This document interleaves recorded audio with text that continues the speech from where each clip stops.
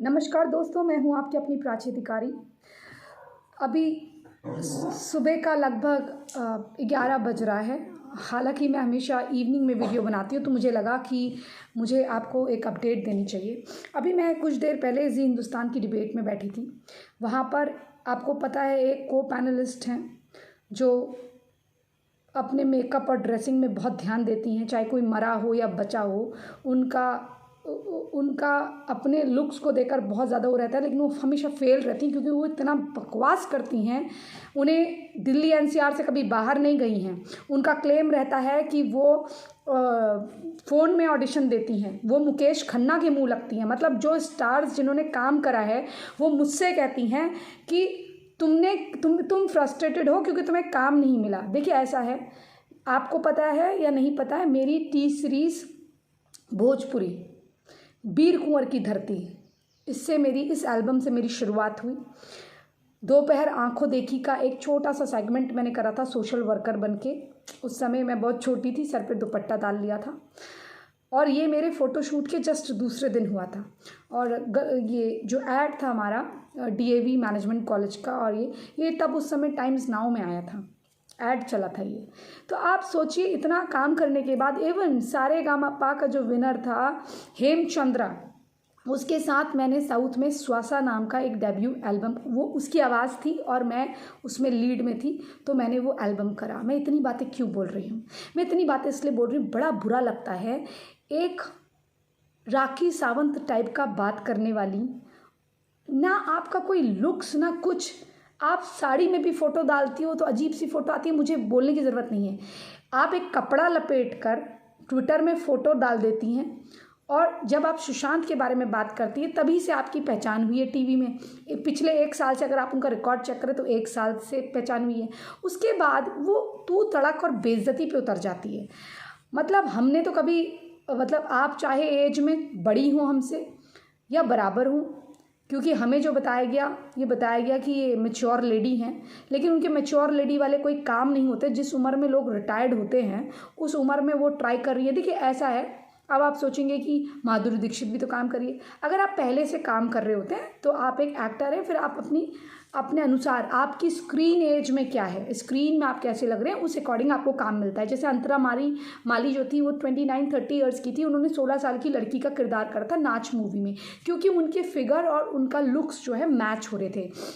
तो ये आप 29-30 के भी हो, लेकिन अगर आपका मैच स्क्रीन में 16 साल, 22 साल, 21 साल आता है तो आप वो कार्य कर सकते हैं। लेकिन अगर आप उम्र से बड़े दिखते हैं अपनी, हर बार, ऐसा नहीं कि कभी कभार हो, लेकिन हर बार दिखते हैं, और ऊपर से आपको ना एक्टिंग आती है ना कुछ, फिर आपको कोई क्यों लेगा? एक ही तरीका है जो मैंने बताया है, उसमें फिर छोटे मोटे रोल देते हैं। उसमें भी आप ये मत सोचिए कि सोएंगे लेटेंगे। कई औरतें जो हैं इतना मुंह चलाती हैं, उसके बाद उनके जो फ़ोटो हैं वो फ़ोटो पोस्ट करती हैं सुशांत के वक्त होटल के कमरों से। अब भाई आपसे कोई पूछे, मैं तो कहती हूँ इन लोगों की जांच हो जाए। अब अनन्या पांडे पे मैं आ रही हूँ। मैंने तो अनन्या पांडे का नाम कब लिया था आपको पता है ना? जब पहली बार सुशांत की बात हो रही थी तभी मैं अनन्या का नाम ले चुकी थी। अब ये अनन्या का छोड़ो, इसका जो बाप है ना, ये खुद इतना बड़ा ड्रग एडिक्ट है। आप इसको देखो, चंकी पांडे, आप जानते होंगे बचपन से, ये जिन्होंने एक एज जाने तक भी मेन एक्टर का काम करा, जैसे गोविंदा जी करते थे। गोविंदा तो एक फ़नी एक्टर थे, और ऐसा नहीं है कि चंकी पांडे अच्छा काम नहीं करते थे, चंकी पांडे भी। लेकिन शराब की लत इन लोगों को पहले से होती है, क्योंकि देखिए जब शूटिंग हो जाती है तो चाहे टेक्नीशियन हो चाहे कोई, 1-1 लीटर शराब सब लेते हैं, सबको 1-1 बॉटल बटती है, वहाँ बॉटलें खुलती हैं। कई एक्टर मैंने ये भी देखे कि जो दिन में पी रहे होते हैं, लेकिन वो बैन होता है, वो मना होता है। अगर उनकी कोई शिकायत कर दे तो कहते हैं कि बैन लग जाएगा, पर ऐसा होता कुछ नहीं है। टेबल लगा के अपनी कार से निकालते हैं, उनके असिस्टेंट्स निकालते हैं और कहते हैं आप भी आइए, खाना खा लीजिए, फ़िश है, इतनी सारी चीज़ें। और जब वो खाना वाना ओवर हो जाता है तो जितनी शराब बची होती है और जितनी चिकन मछली उनकी लाई होती है सब पैक करके वापस ले जाते हैं। समझे? आप ये सोचते होंगे जो नाम बड़े और दर्शन छोटे, ऐसा नहीं कि हमने लाए होंगे, हमें फ्रूट्स मिले, हमें जूसेस मिले तो हमारे असिस्टेंट ने भी रखे हैं।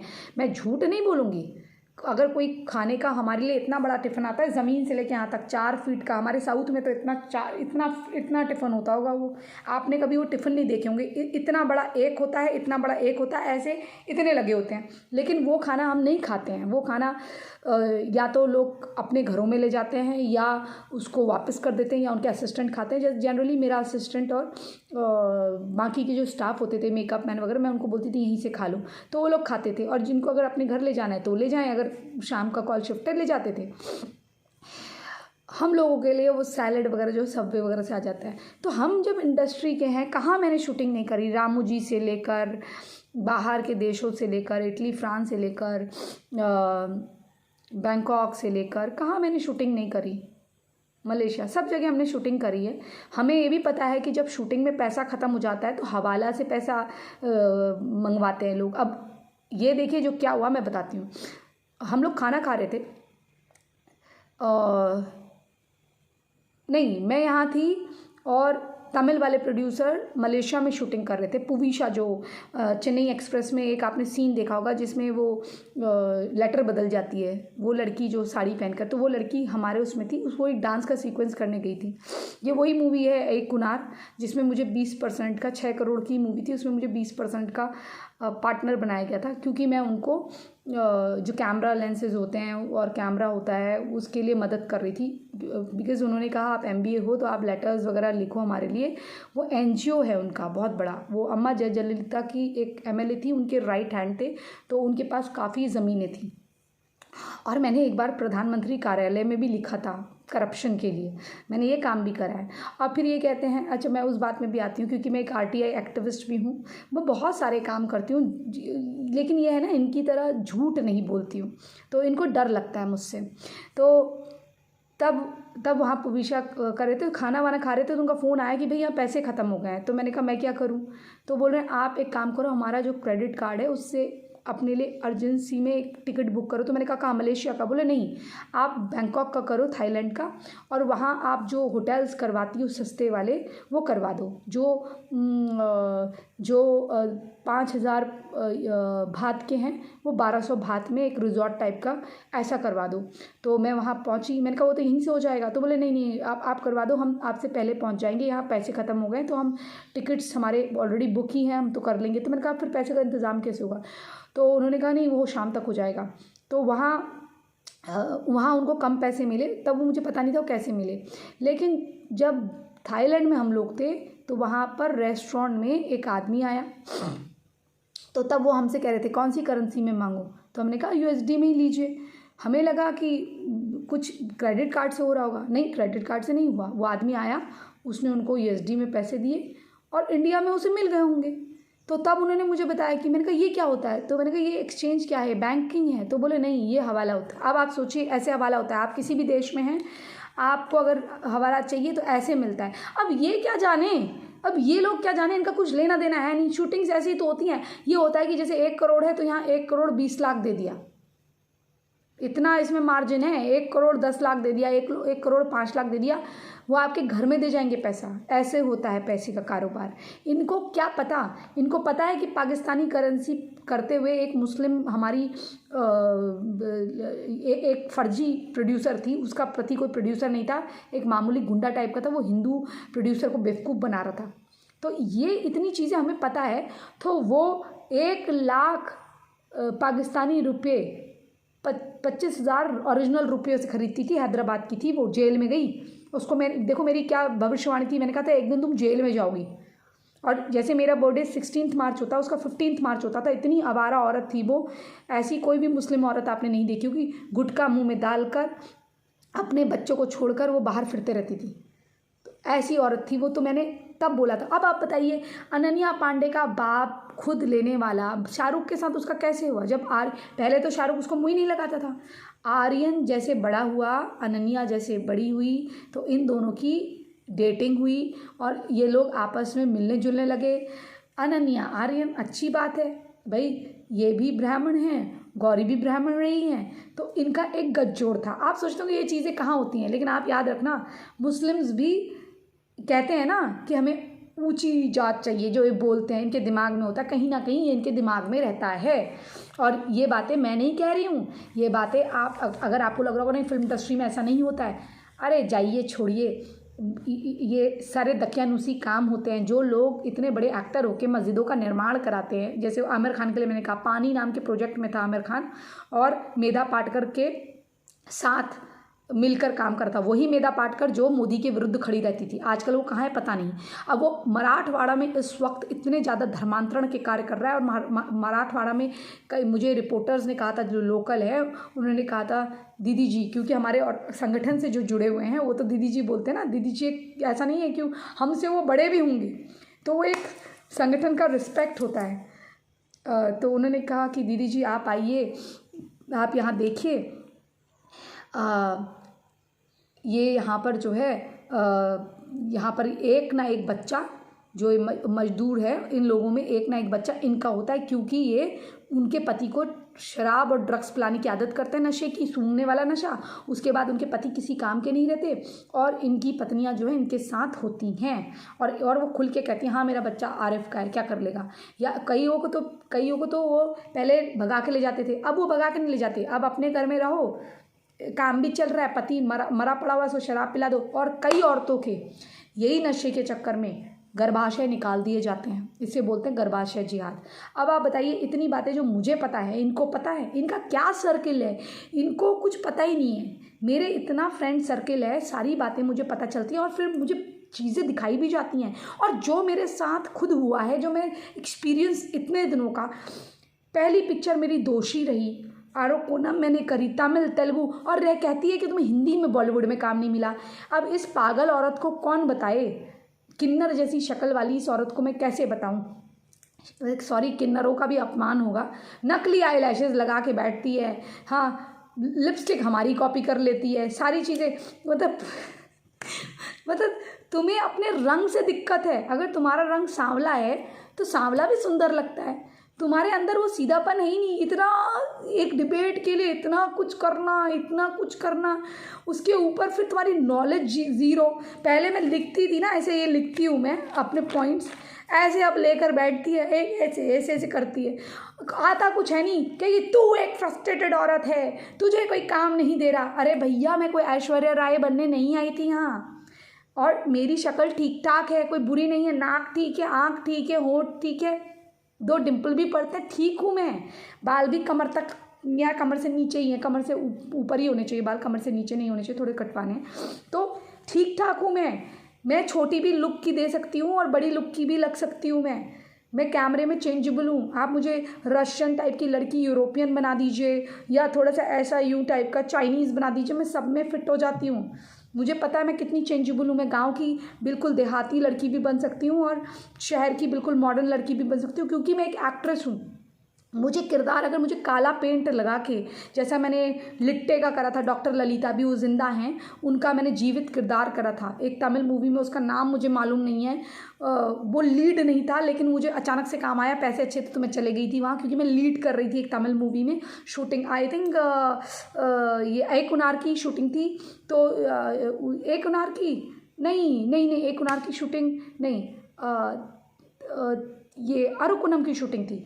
अरुकुनम की शूटिंग से मैं वहाँ पर किसी अच्छे होटल में थी, नाम मैं भूल रही हूँ उसका, तो अंबिका एम्पायर है क्या, वहाँ थी मैं। तो मुझे फ़ोन आया, तो उन्होंने फिर कारवार भेजी और कहा कि आप यहाँ आ जाइए, तो मैं वहाँ गई थी। वो बॉर्डर था तिरुपति का, और उसका बॉर्डर था जहाँ पर तमिलनाडु का बीच और तेलंगाना ये आता है, मतलब आंध्र तेलंगाना, मतलब जो भी है वो उसके बीच का है। तो वहाँ मैं गई थी, तब मैंने वो किरदार करता। तो उन्होंने कहा अरे ये तो बहुत हमारे किरदार के हिसाब से गोरी हैं, इनके बाल भी लाइट ब्राउन है, आंखें भी ये नहीं चलेंगी। तो लिटरली उन्होंने मेरा लुक पूरा चेंज करा, मुझे ब्राउन पेंट टाइप का लगाया, आंखें चेंज करी, ये आईब्रोज बिल्कुल, और नाक में अजीब सा पहनाया उन्होंने, जैसी डॉक्टर ललिता है, श्रीलंकन डॉक्टर है, तमिल श्रीलंकन डॉक्टर है, वो लंदन में रहती हैं, ये बताया गया मुझे। तो उनका बिल्कुल फ़ोटो देखकर मुझे वैसा ही बनाया गया, वैसा ही कुर्ता वुर्ता पहनाया गया। और फिर वो जो लिट्टे के लोग हैं उनका मैंने इलाज करा। मैं सिंपैथाइज़र थी उनसे, मतलब उनको सिंपैथाइज़ करती थी, तो मैंने वो किरदार वैसे ही करा। करा। हालांकि मैं रियल लाइफ में वैसी नहीं हूँ कि मैं किसी आतंकवादी को सिंपैथाइज करूँ, लेकिन वो मेरा किरदार था। अगर मुझे कोई चमेली बनाएगा, मैं चमेली का किरदार करूँगी। अगर वो रोल चैलेंजिंग है, लेकिन ज़्यादा इंटीमेट नहीं होना चाहिए, बिना छुए भी मैं आँखों से एक्टिंग कर सकती हूँ। वो मुझ में है, वो कला है मुझ में। और मुझे डांस इतना पसंद नहीं है, मतलब ऐसा वाला जो फिल्मी डांस है, लेकिन अगर मैं करने पर आती हूँ तो मैं बहुत अच्छा कर सकती हूँ। ठीक है, तो मैं एक आर्टिस्ट हूँ अंदर से, लेकिन मैं ये बिलीव नहीं रखती कि आप मेरे बारे में इतना अनशन बोले कि अरे तुम्हें काम नहीं। अरे भैया, मुझे रोज़ काम का ऑफर आता है, तुम कर लो वो काम। वो क्या चाहते हैं, वो काम से पहले कुछ और चाहते हैं, तो वो मैं नहीं कर सकती। तुम्हें चाहिए तुम अपने घर की लड़कियां भेज दो, मैं तुम्हें खूब करा दूंगी। इतना जो मुंह चलाती है वहाँ पर भटिंडा की आंटी बनकर, अरे इतना ज़्यादा ह्यूमिलेट ये लोग करते हैं। कोई आ जाता है कपड़ों पे लेक्चर देता है, कोई आ जाता है जैसे ये मतलब अरे अपने घर की लड़कियों को देखो, मुझे मत देखो। मैं इन औरतों की तरह बिल्कुल नेकेड होकर नहीं आ रही हूँ। इनको जाओ, इनके ट्विटर में जाओ, इनके ट्विटर में जाके फ़ोटो देखो, इनकी शक्लें देखो। इनको इतनी गलतफहमी होती है अपने बारे में, तुम्हें काम नहीं मिल रहा होगा। अरे भैया आंटी सुनो, क्या होता है जब तमिल और तेलुगु की मूवी हिंदी में डब होती है तो वो दोबारा से जाके बॉम्बे के उसमें रजिस्टर्ड होती है, बैनर में, अलग बैनर में रजिस्टर्ड होती है, या सेम नाम से भी बैनर होगा तो दोबारा रजिस्ट्रेशन होता है और दोबारा नाम आता है। आप जाके देखो ना, जख्मों का हिसाब मूवी देख लेना, उसमें पुरानी मूवियाँ भी आएंगी, नया टाइटल भी आएगा, उसमें मेरी फ़ोटो होगी, यूँ लटकाया होगा, या हम सब बैठे होंगे, तो उसमें मेरा पैरेलल लीड था। अभी मेरी एक और पिक्चर है, उसको भी वो लोग हिंदी डबिंग के लिए सोच रहे हैं। तो कम से कम मेरी मूवी तेलंगाना दूरदर्शन में थे, कुछ थिएटर्स में आने के बाद, जैसे एक मूवी थी जो दोषी थी, वो तेलंगाना आंध्रा के गांव में जो गांव के थिएटर्स होते हैं, जो मतलब कस्बों के थिएटर्स होते हैं, वहाँ रिलीज़ हुई थी। तो वहाँ से मुझे लोगों के फ़ोन आए थे। तो ऐसा थोड़ी ना मैं ये थोड़ा कहूँगी कि मुझे सब जानते हैं, नहीं भैया, लेकिन अच्छे लोग मुझे सब जानते हैं। मेरे बॉम्बे के आर्टिस्ट बहुत सारे दोस्त हैं। कल मुझे एक के बारे में पता चला, बेचारे के बारे में, बहुत बुजुर्ग आर्टिस्ट है। मैंने कहा उनका क्या हुआ, तो बोले अरे लॉकडाउन से तो बहुत ख़राब है, वो झुमके टाइप के बेच रहे हैं। अब सोचिए, थिएटर के आर्टिस्ट इतने काम करे हुए बेचारे ने, छोटी छोटी मूवीज़ में बड़े बड़े कलाकारों के साथ, पता नहीं क्या करते हैं ये लोग। अगर उन्हें 2-2 3-3 हज़ार रुपये भी मिलते हैं पर डे के, तो करते क्या है। तो मेरे को इतना बुरा लगा, मैंने पूछा उनसे, मैंने कहा यार फ्लैट भी नहीं है उनका, इतने पैसे तो कमाए होंगे। कोई बंसल जी थे, मैं पूरा नाम नहीं बोलूँगी उनका। तो अगर उनका नाम अगर मैंने बता दिया, आप टाइप करेंगे तो आपको हैरानी होगी कि ये लोग ये अभी इस तरह का काम कर रहे हैं। क्या करते हैं भाई, कुछ ना कुछ यही नशे की चीज़ें होती हैं। भारती तक तो उसमें पकड़ी गई, जो इतना अच्छा खासा पैसा कमाती थी, इतनी मोटी लड़की। वो मतलब मैं उसके मोटापे पे बॉडी शेमिंग नहीं कर रही हूँ, लेकिन वो लड़की तक, जिसको इतना हम घरेलू और अच्छा समझते थे, वो लड़की तक चरस गांजा पीती है। क्योंकि आपको मिंगल करना होता है। आप अगर कोकीन पी रहे हैं, मैं आपके वहाँ जाऊँगी और मैं नहीं पीती हूँ, नहीं लेती हूँ, तो आप मेरे साथ क्यों हैंग अराउंड करेंगे? क्योंकि आप तो मेरे से कंफर्टेबल ही नहीं होंगे ना। आपको पता है कि प्राची मुंह खोल देगी। अगर हम चोर चोर मौसेरे भाई होंगे, हम दोनों ऐसे ऐसे करके लेंगे, तो आपको पता है कि प्राची भी है, मैं भी हूँ, फ़ोटो खींच ली। अच्छा, मैं फंसूंगा तो तू भी फंसेगी। एक स्क्रिप्ट राइटर ने मुझे नीचे बुलाया और वो पतला सा कुछ पी रहा था। मैंने कहा भैया आप हर वक्त ये क्या पीते हो? उसे मेरे भैया बोलने पे ऑब्जेक्शन नहीं था। मैं कार में बैठी हुई थी, वो गंदा नहीं था, क्योंकि उसे होश ही नहीं रहता था। स्क्रिप्ट सुनाता था बड़ी अच्छी, लेकिन होश वैसा वाला नहीं रहता था उसे। क्योंकि जो क्रिएटिव टाइप के होते हैं ना कुछ लोग, वो ऐसे भी हैं यहाँ पर। इतना बढ़िया स्क्रिप्ट बताता था, इतनी ऐसे, और पिज़्ज़ा भी खिलाएगा लेकिन खुद नहीं खाएगा, खुद वो झूमता रहेगा। मुझे कोई फ़र्क नहीं पड़ता था, क्योंकि मैंने ये एडजस्टमेंट सीख लिया था कि देखो तुम कॉम्प्रोमाइज़ नहीं करती हो, नहीं करो, लेकिन तुम अगर कपड़ों को मना करोगी। कपड़े देखो, मैं मॉडर्न हूँ पहले से, मुझे लड़कों की तरह परवरिश है, मुझे शॉर्ट्स टी शर्ट्स बहुत अच्छे लगते हैं। किसी को अच्छा लगे, किसी को बुरा लगे, मैं कोई बाबा आदम के ज़माने की नहीं हूँ। और हमारा सनातन ऐसा नहीं है जो दकियानूसी फालतू बकवासें करते हैं। वो मंदिर के चित्रण देख लीजिए, इनको तो फिर मंदिरों के चित्रणों से जो शिल्पकारी है उससे दिक्कत होगी, क्योंकि पहले हमारी महिलाएं बहुत मॉडर्न थी। और हमारे जो राजा रजवाड़े रहे हैं, उनकी वाइफ्स देख लो, वो रानियाँ देख लो, वो उस टाइम पर पतलून और पहन के गोल्फ खेला करती थी, ये जो सिंधिया परिवार की हैं। तो आप लोग किस तरह की बातें करते हो? तो लंदन वगैरह पढ़ने जाया करती थी, ये इस तरह की बातें यहाँ करते हैं। वो तक तो बॉल डांस करते वक्त अपना उनको बताया जाता था, ये तुम्हारा दूल्हा है, इससे इसको देखो, तुम्हारे लिए राजा साहब ने बात करी। तो आप किस तरह के सोच के हैं मुझे नहीं मालूम, लेकिन आप ज़रा यहाँ ध्यान दीजिए इन औरतों पे जो आपका बेड़ा गर्क करने में लगी है, जो ईद मुबारक बोलती हैं और फिर एक तरफ तो सुशांत के केस से लाइमलाइट में आती हैं और छोटे मोटे यूट्यूबर्स पकड़ के फेक लाइक्स और वो करवा लेते हैं। लाख लाख करोड़ करोड़ अगर मिलियन इनको जानते हैं तो भैया अमित शाह जी से कहो इनको टिकट दे दें, ये तो जीत जाएंगी फिर, क्योंकि 1 लाख अगर आपके ऑर्गेनिक फॉलोअर हैं तो उसमें तो पार्टी टिकट दे देती है। कोई जानता नहीं कुछ नहीं, जब बस मुंह चलाना है, सोनू सूद का मामला हो, किसी का हो, कहीं का हो, मतलब एक्टिंग आती नहीं। एक सुशांत की डेथ के बाद एक एक कोई पंजाबी एल्बम में आई आंटी जी, तो उसके पीछे इनको खड़ा करा हुआ लड़कों के पीछे, उसमें भी इन्होंने बिकनी पहनी। हमसे कहा जाता है साउथ में कि शुरुआत से ही छोटे, चाहे तुम रियल लाइफ में कुछ पहनते हो लेकिन शुरुआत में ही छोटे कपड़े मत पहनना, ये कहना कि मैं ये सब नहीं पहनती हूँ, इस तरह की बात। तो अब अगर अनन्या पांडे गिरफ्तार हुई है, अनन्या पांडे से अगर पूछताछ चल रही है, ये बातें मैं पहले से कर चुकी हूँ और आज जब मैं डिबेट में फिर से बोलने लगी तो फिर से बीच में चिल्लाने लगी। इनको कुछ पता है नहीं और शायद चैनल चाहते ही नहीं है मैं सच्चाई बताऊँ, इसलिए मैं आ रही हूँ। क्योंकि देखिए अनन्या पांडे के पिता और शाहरुख खान, ये सब अब बताइए, मैं जब कहती हूँ 99% इंडस्ट्री ख़राब है तो असली इंडस्ट्री है क्या? कोई ये छोटे मोटे आर्टिस्ट को पूछता है? आप शाहरुख खान को जानते होंगे ना, आप में से बहुत लोग, मुझे नहीं जानते होंगे, मुझे कम जानते होंगे क्योंकि उतनी बड़ी पिक्चरों में मैंने काम नहीं करा है, और वो भी जब हम आपको बताते हैं तब आप जान रहे हैं, ठीक है ना। जो सच्चाई है वो सच्चाई है। जब आप जानेंगे कि प्राची एक्ट्रेस है तो जाके आप गूगल करेंगे, तो जाके आप तब जाके आप यूट्यूब में देखेंगे, तब यूट्यूब में आप सर्च करेंगे। कुछ इन्फॉर्मेशन सच होगी, कुछ गलत होगी, क्योंकि वो अपने लोगों का तो चहेतों का बहुत अच्छा लिखते हैं, दूसरों का वो ख़राब भी लिखते हैं। लेकिन आप इस तरह से दूसरे को ह्यूमिलेट करो कि तुमने क्या काम करा है, तुमको कोई काम नहीं।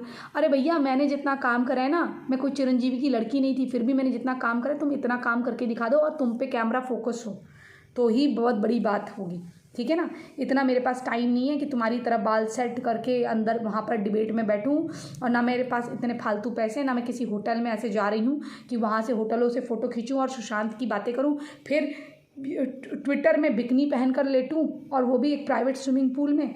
भैया कोई पूछे इनसे तुम किसके स्विमिंग पूल में हो, दीदी जी किसके स्विमिंग पूल में हो तुम, और कौन से होटल का है ये, कौन सा होटल की लॉबी है, क्या करने गई थी, तो ये ज़रा इनसे पूछा जाए। तो इन लोगों का, इनके काम धाम है नहीं, लेकिन इनके खर्चे कैसे मेंटेन होते हैं, कोई इनसे ये पूछे। फालतू की बातें मुझे पता नहीं, लेकिन हाँ जो बातें मैंने कही थी, आप आगे अगर एनसीबी इसी तरह से निष्पक्षता से जांच करती रही तो आने वाले वक्त में आप देखेंगे अनन्या पांडे के साथ 1-2 और लड़कियां थी, मैं उनके नाम बिल्कुल भूल गई हूँ, वो भी स्टार किड्स हैं, वो भी लपेटे में आएंगी। जब महिमा चौधरी जैसी एक्ट्रेस कह चुकी है, महिमा चौधरी के लिए कहा जाता था इंडस्ट्री में, कहना नहीं चाहिए, सुभाष घई ने 1 महीने या 6 महीने उनको रखा था अपने पास। अब क्यों रखा था मैं नहीं बोल रही हुई, ये मुझे पता है। मनीषा कोइराला जब थिएटर डिस्को में जाती थी, नाइट क्लब में, तो गार्ड तक हाथ साफ करते थे, ये बात कही जाती थी। उसका नतीजा क्या हुआ, कई एक्ट्रेसेस को अंदरूनी कैंसर होते हैं, ये अबॉर्शन वगैरह कराने के चक्कर में। इतनी सच बातें कौन बोलेगा आपको, यही तो बातें बुरी लगती हैं। अब इन्हीं को देख लो ना, जो बोलती हैं ये डिबेट्स में, इन्हीं के मुंह देख लो आप। ये पिल्स लेकर अय्याशी करने वाले लोग, ये मुझे ज्ञान देते हैं, ये खुद क्या करते हैं, इनकी शक्लें देख लो। एक अच्छी नॉर्मल लड़की की शक्लें ऐसी नहीं होती हैं। अब मैं, आप बोलेंगे जज कर रही है, ये आप भी जानते हैं, मैं भी जानती हूँ कितनी सच्चाई है, ठीक है। अगर कोई लड़की बड़ी भी हो जाती है ना 25 साल के बाद भी, वो कभी छोटी कभी बड़ी दिख सकती है अगर उसमें प्योरिटी है तो। अगर आप सात्विक डाइट पे चले जाओ और आपका अंट शंट कुछ नहीं है, या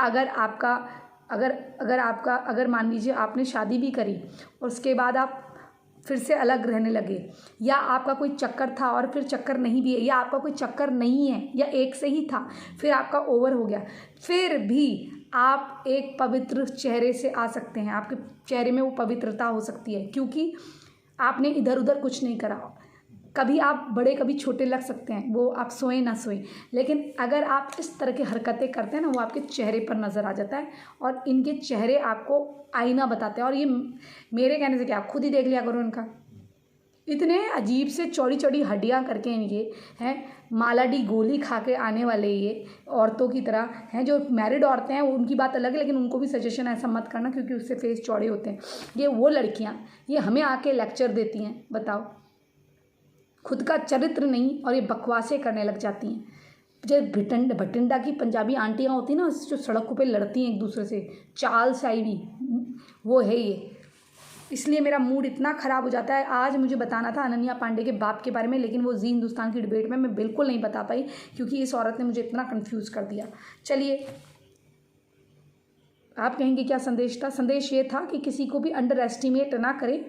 कोई अगर सिंपल तरीके से आता है और अपने देश के लिए कार्य करना चाहता है और सच्चाई बताना चाहता है, वो इसलिए नहीं कि उन लोगों से चिढ़ता है, वो इसलिए क्योंकि कम से कम आज जो दूसरी जनरेशन आए या हमारे जैसे लोग काम करें तो एक पवित्रता से काम करें। जैसे कोई इंजीनियर डॉक्टर अपना काम करके दफ्तर जाके वापस आता है, वैसे ही हम अपना सुबह की 5 बजे की कॉल शीट पे जाए, 7 बजे से एक्टिंग करना सेट पे शुरू करें, नाश्ता वगैरह करके जो होता है, उसके बाद 5 बजे 6 बजे हमारा पैकअप हो जाए, अच्छी तरह से आए। अगर 2 से 2 की शिफ्ट, इन्हें तो ये नहीं पता होगा शिफ्ट कब से कब की होती है।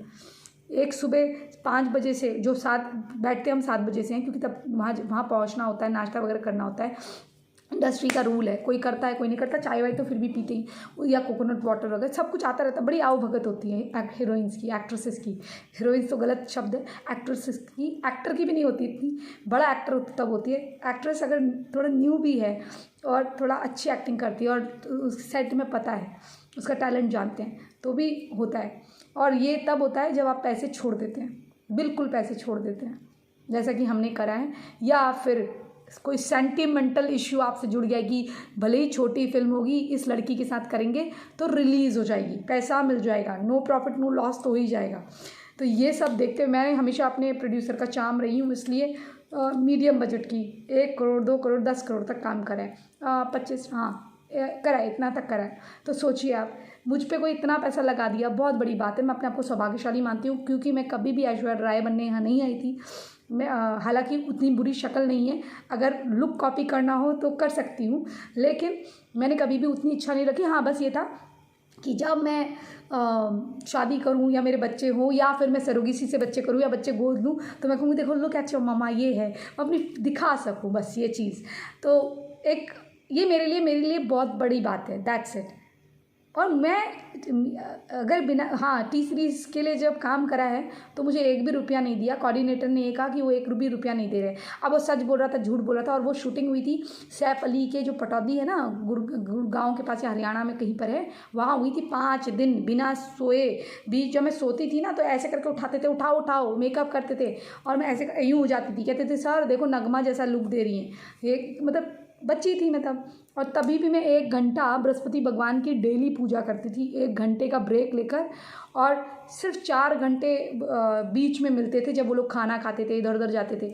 तो सोचिए उससे मैं उठ के आई हूँ। और उसमें भी टी सीरीज़ ने क्या करा है, मेरे से पता नहीं क्यों नाराज़ थे या उन लोगों ने मेरा नाम नहीं दिया। कल्पना सिंह सिंगर थी उसकी, आप जाके देख लीजिएगा टी सीरीज़ रीजनल में उन्होंने लगाया हुआ है, उसमें आर्टिस्ट का नाम उन्होंने कल्पना सिंह रखा हुआ है, जबकि वो सिंगर थी और मैं आर्टिस्ट थी। शायद रॉयल्टी या किसी चीज़ का चक्कर होगा कि नाम मिले, या मेरे जो डायरेक्टर थे उन्होंने जब वो बेचा होगा उनको, क्योंकि कई लोग प्राइवेट बना के बेच भी देते हैं, जब बेचा होगा उनको तो तब नाम ना दिया हो। तो सोचिए मेरा वो सौभाग्य रहा काम करने का। तो इतना काम करने के बाद इतनी बकवासें कौन सुनेगा भैया। चलिए ये पर्सनल था, आप चाहें तो इसे लाइक करें, चाहें तो इसे समझें। बस यही कहना था कि बुरा लगता है इस तरह की चीज़ें ना हो। और अगर किसी को कुछ आपत्ति है मेरे कपड़े वपड़ों में, प्लीज़ तो मत आइए, मैं आपके लिए सही नहीं हूँ। वैसे ही दुनिया में हमारे बहुत हेडेक हैं, अकेले बहुत कुछ करना है और इतनी बातें भी सुननी है, इतना तो भाई मेरे पास इतना टाइम नहीं है नेगेटिविटी के लिए। तो आप कहीं और जाइए। और जो समझ सकते हैं मेरे दिल का दुख कि काम करते वक्त कितनी तकलीफ़ हुई है। कोई लड़की अगर गलत नहीं करना चाहती है, उसके साथ इतना बातें सुनने को मिली हैं। अगर डायरेक्टली हिम्मत नहीं, इनडायरेक्टली कहा है तो बहुत सारी चीज़ें होती हैं। चलिए इसी संदेश के साथ मैं प्राची अधिकारी आपसे विदा लेती हूँ। अनन्या पांडे ही नहीं, बहुत सारे अभी देखना है। 100% इंडस्ट्री ख़राब है। हम जैसे 0.001% की कोई पूछ नहीं है, कोई गिनता भी नहीं है। जो टीवी में अपने आप को एक्ट्रेसेस कहती हैं, मैं उनको भी कह रही हूँ, तुमको कोई पूछता नहीं है। जब मैं खुद के लिए कह रही हूँ, कोई ऐसे नहीं पूछता कि तुम बड़ी एक्ट्रेसेस होगी, ठीक है। मेरी इज्जत अलग तरीके से है, क्योंकि मैं सामाजिक कार्य करती हूँ। यहाँ से लेकर केरला तक गई हूँ कार्य करने के लिए हिंदुइज्म का, ठीक है ना। तुम जैसे वो कौन बताए, कोई ऐसा मीडिया नहीं है जिसमें कवर ना हो। इंडियन एक्सप्रेस के ना शूटिंग करते वक्त मेन कवर में छपती थी मैं। चलिए, इसी संदेश के साथ मैं प्राची अधिकारी आपसे विदा लेती हूँ। कृपया मनोबल बढ़ाए रखिए। अगर मनोबल बढ़ा नहीं सकते तो प्लीज़ उल्टी पुल्टी टिप्पणी ना करा करें कपड़ों और उसको लेकर। मैं सब कुछ पहनती हूँ। जय जय हिंद, जय जय भारत, वंदे मातरम, जय श्री राम।